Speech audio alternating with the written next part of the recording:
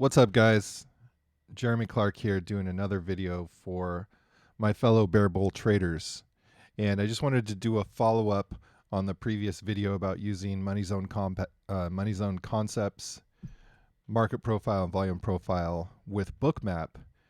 Somebody had DM'd me and they said, hey, that's great. You showed us how to configure everything, but what's the point of control?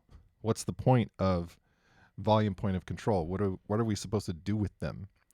And it's really simple. I want to share that with you and a couple of other setup tricks. And then I want to do a little rant of my own about Bookmap, something that's been bugging me. And if anyone has a response to it, it's more than welcome. But I'm going to leave the rant at the end, unlike some YouTube presenters who like to make you sit through a whole rant. I'm going to start with the tips and tricks and put the rant at the end. Okay, so jumping right in here, what the heck do we do with point of control and volume point of control in relation to these little histograms on Bookmap? Okay, so looking at the trade counter and the volume profile counter right here. Let's see, I have these reversed, of course. So we're just going to flip those.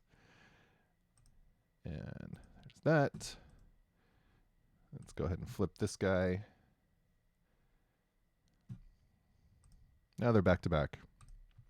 Okay, so I can see the volume right here. This is your volume point of control. It looks like there was a lot of sellers right here at this 22,080 level. And then as far as the price action was concerned, it looks like our heaviest area of interest was right here, 22,100. I don't have anything marked on the map or on the in the notes for that. But I will say this: the point of control and the point of volume point of control is simply this: they are pivots, and they are pivots that work well into the first and second day after they are established, sometimes more. So going over here to TradingView, I just have the point of control marked here, and you can see that it was acted like a magnet. Price was attracted to it. And it will act like a magnet, it will act like a brick wall, and it will act like a trampoline.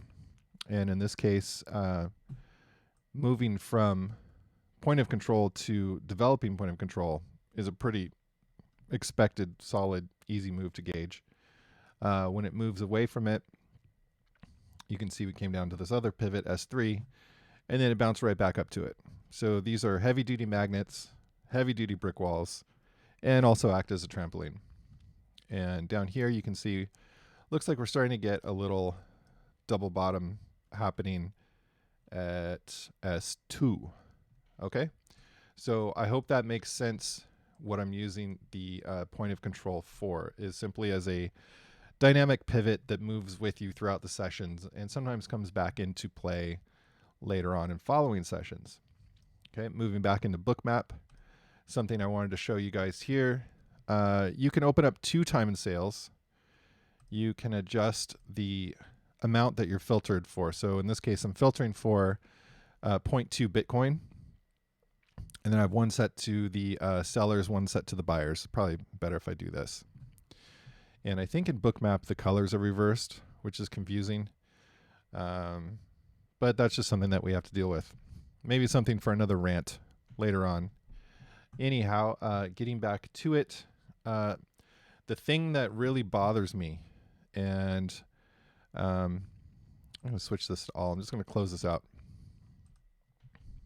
When you first get Bookmap, your trade counter and your volume profile are probably going to look something like this.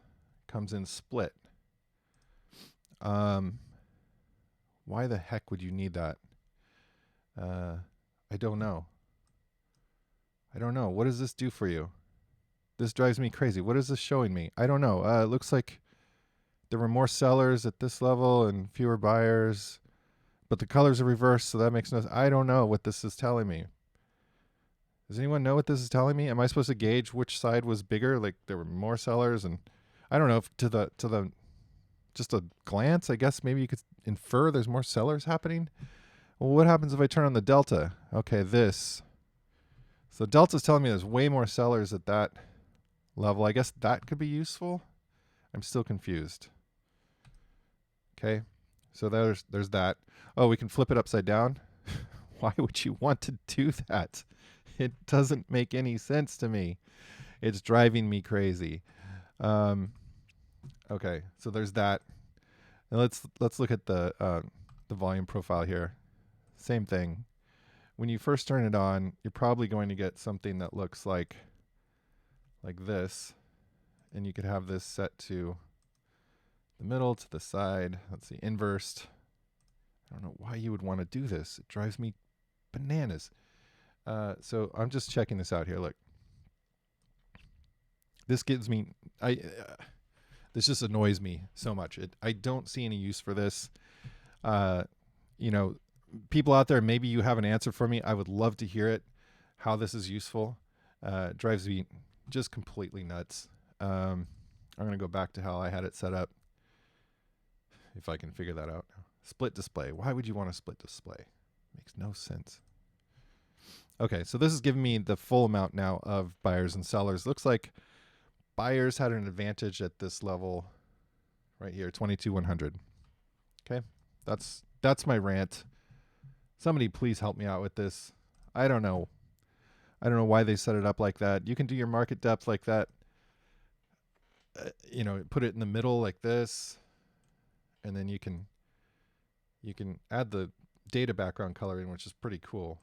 But like, of what use? I mean, help me out here. Of what use is that? I guess in a zoomed in sense, you could say there's more buyers happening, there's fewer sellers. But again, these red and green colors are totally subjective. So anyway, that's my rant. I'm going to switch this back to the way that I like it, which is like this. And I do love the background coloring. That's an option. That's pretty cool. Anyhow, great product, Bookmap. Few little ticks and glitches that I don't understand. And to be honest, it's not the easiest program to. The learning curve on this is exceptionally steep. I've messed around with it and played around with it and watched tons of YouTube videos. And I don't know, maybe it comes with a manual somewhere that I'm missing. But anyhow, this is how far I've gotten with it. So anyone wants to throw in a comment or suggestions or explain, about these histograms to me, I'd love to hear it. You can DM me on Twitter at PhilsJackson, and or you can, welcome to post something in the comments. If you like this video, shoot me a like, and I will see you out there. And keep it green, guys.